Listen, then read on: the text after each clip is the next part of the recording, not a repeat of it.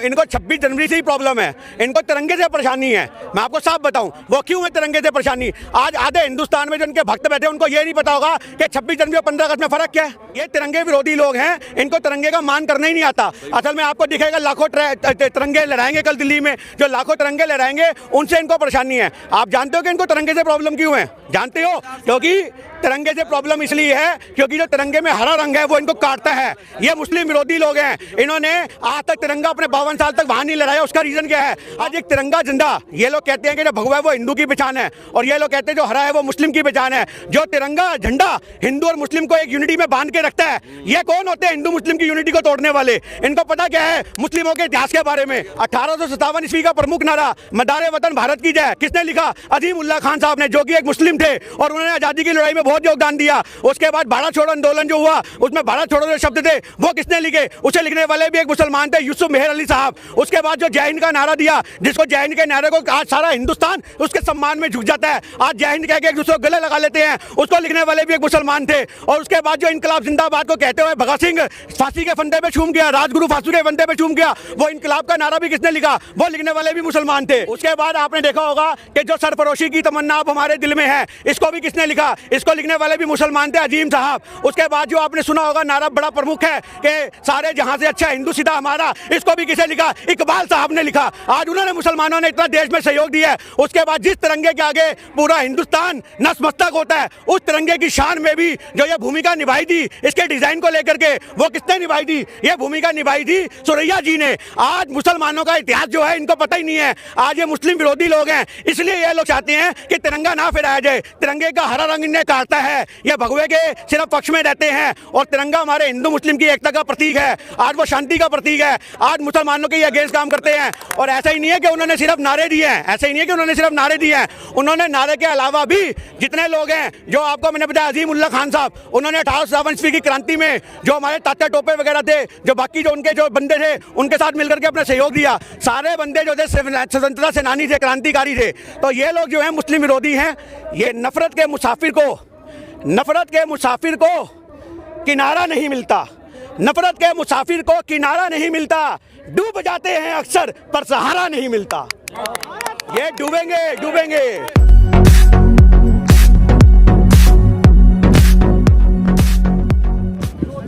कल 26 जनवरी है, उसकी क्या तैयारी है? किस तरह से चलेगा? जी 26 जनवरी की बहुत बढ़िया तैयारियां हैं, शांतिपूर्ण तरीके से मार्च निकालने की।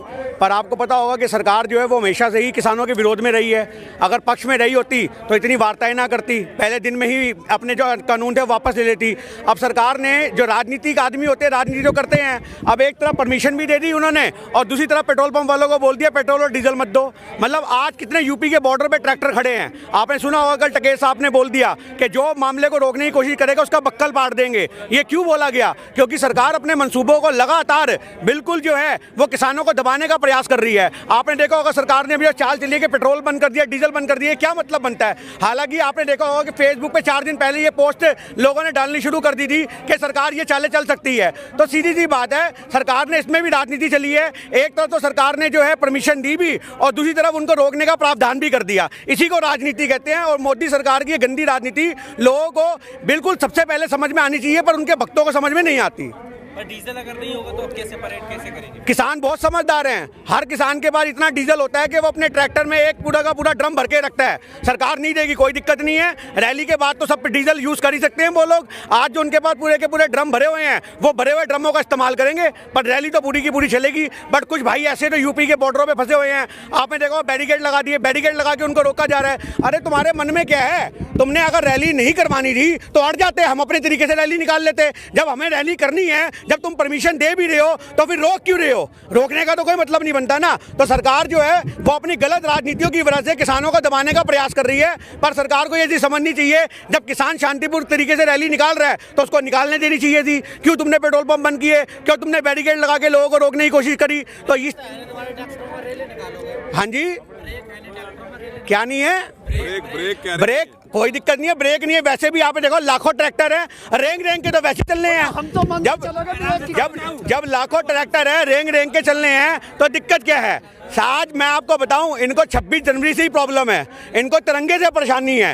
मैं आपको साफ बताऊं वो क्यों है तिरंगे से परेशानी। आज आधे हिंदुस्तान में जो इनके भक्त बैठे हैं, उनको ये नहीं पता होगा कि 26 जनवरी और 15 अगस्त में फर्क क्या है।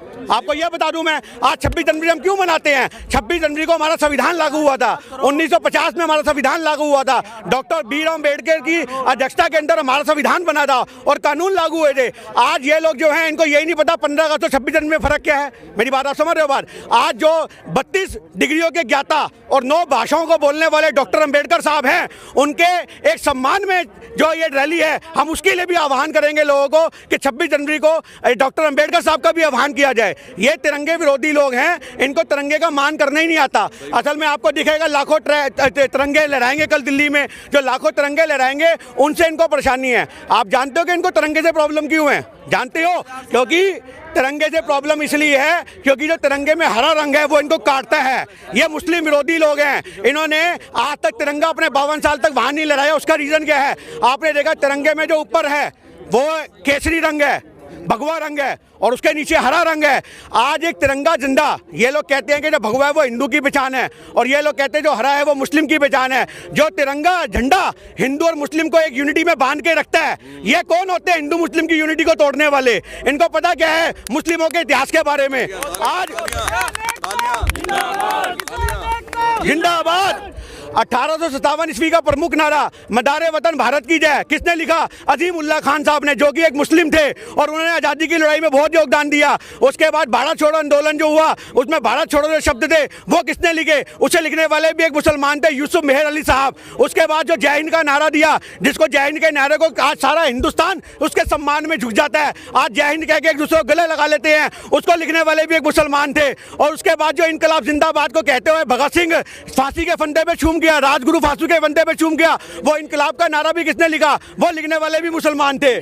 लेकिन जो दिल्ली पुलिस है वो ये कह रही है कि ये जो ट्रैक्टर परेड है उसमें पाकिस्तान का हाथ है, समर्थन कर रहा है वो। देखिए, मैं अपनी बात एक पूरी कर देता हूं। उसके बाद आपने देखा होगा कि जो सरफरोशी की तमन्ना अब हमारे दिल में है, इसको भी किसने लिखा? इसको लिखने वाले भी मुसलमान थे, अजीम साहब। उसके बाद जो आपने सुना होगा नारा बड़ा प्रमुख है कि सारे जहां से अच्छा हिंदू सीधा हमारा, इसको भी किसे लिखा? इकबाल साहब ने लिखा। आज उन्होंने मुसलमानों ने इतना देश में सहयोग दिया है। उसके बाद जिस तिरंगे के आगे पूरा हिंदुस्तान नतमस्तक होता है, उस तिरंगे की शान में भी जो ये भूमिका निभाई थी, इसके डिजाइन को लेकर के, वो किसने निभाई थी? ये भूमिका निभाई थी सुरैया जी ने। आज मुसलमानों का इतिहास जो है इनको पता ही नहीं है। आज ये मुस्लिम विरोधी लोग हैं, इसलिए ये लोग चाहते हैं कि तिरंगा ना फहराया जाए। तिरंगे का हरा रंग इन्हें काटता है, ये भगवे के सिर्फ पक्ष में रहते हैं, और तिरंगा हमारे हिंदू मुस्लिम की एकता का प्रतीक है। आज वो शांति का प्रतीक है। आज मुसलमानों के अगेंस्ट काम करते हैं। और ऐसा ही नहीं है कि उन्होंने सिर्फ नारे दिए हैं, ऐसा ही नहीं है कि उन्होंने सिर्फ नारे दिए हैं,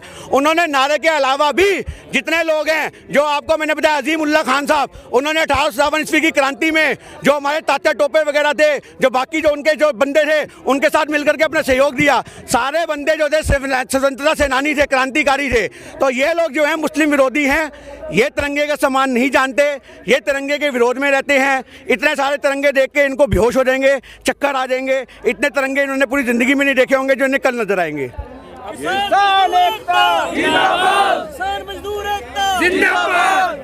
जो ट्रैक्टर परेड होने जा रही है कल, तो दिल्ली पुलिस के अधिकारियों ने कहा कि इस परेड में पाकिस्तान का भी समर्थन है, वो सहयोग कर रहे हैं उनका हर देश परेड को कराने में। बहुत सारे ट्विटर हैंडल भी गिनवाए जो पाकिस्तान में अभी क्रिएट हुए। देखिए, मैं आपको बताऊं, आज क्रिएट कौन करवाता है?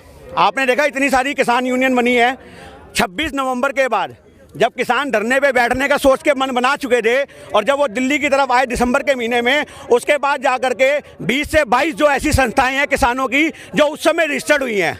मेरी बात आप समझ रहे हो बात? तो आज वो जो किसान बन के बैठे हैं, नकली किसान बन के, आज वही सरकार के पक्ष में है। अब हमें क्या पता इनकी पाकिस्तान से कोई साठगांठ हो, क्या पता इनके खुद के बनाए बंदे हों, एजेंट हो, 500 रुपए में पाकिस्तान में बंदे बिकने को तैयार हो जाए। उन भुखमंगों के पास खाने को रोटी नहीं है। मेरी बात आप समझ रहे हो बात? इन्होंने 2 टुकड़े फेंटे होंगे नोटों के और अपने बंदे बिठा दिए होंगे, लो भाई ट्विटर हैंडल बनाओ और किसानों को बदनाम करो। मेरी बात आप समझ रहे हो बात?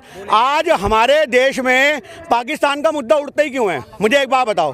पाकिस्तान का तो कोई मतलब ही नहीं बनता। हम बात करते हैं हिंदुस्तान की, हम रहते हैं हिंदुस्तान में, हम खाते हैं हिंदुस्तान में, हमारा सोना उठना जागना मरना खाना पीना हर चीज हिंदुस्तान में है।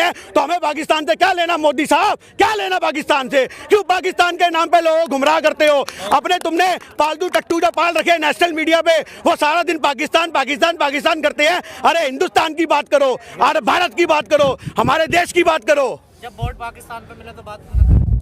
आज वोट पाकिस्तान पे इनको मिला है? मेरी बात समझ रहे हो बात? या आपको लगता है इनको वोट मिला ईवीएम पे? मेरी बात आप समझ रहे हो बात? आज पाकिस्तान जो है, बढ़िया आज पाकिस्तान जो है वो हिंदुस्तान की एक कमजोर नस है। हिंदुस्तान की देखो 2 कमजोर नसें हैं। मैं आपको बता तो रहा हूँ आज हिंदुस्तान की कमजोर नस क्या है। आज हिंदुस्तान की कमजोर नस है धर्म।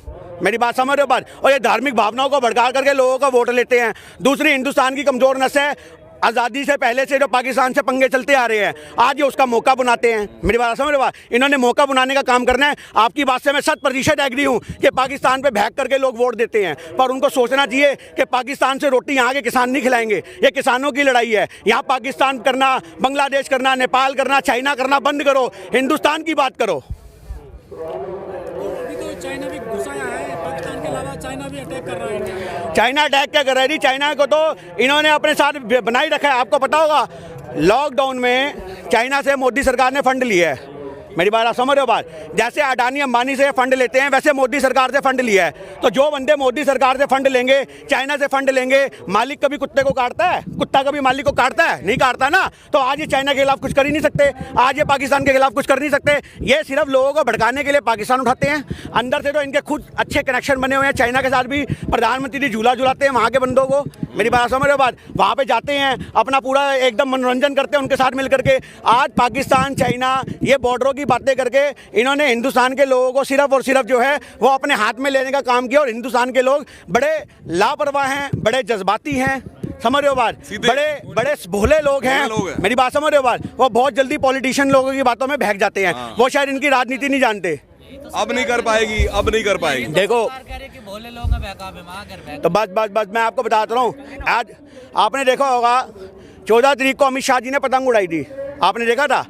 आज मैं आपको बता रहा हूँ पूरे सोशल मीडिया पे लोगों ने, जो इनके भक्त हैं, ऐसे तालियां बजाई कि पता नहीं क्या हो। एक छोटी सी बात सुनो, उन्होंने पतंग क्यों उड़ाई? भाई सारा दिन मोदी जी फेंकते रहते हैं, इतना मांझा कहाँ इकट्ठा करेगा अमित शाह? उसने कहा ले भैया डोर पे डोर उड़ाऊंगा।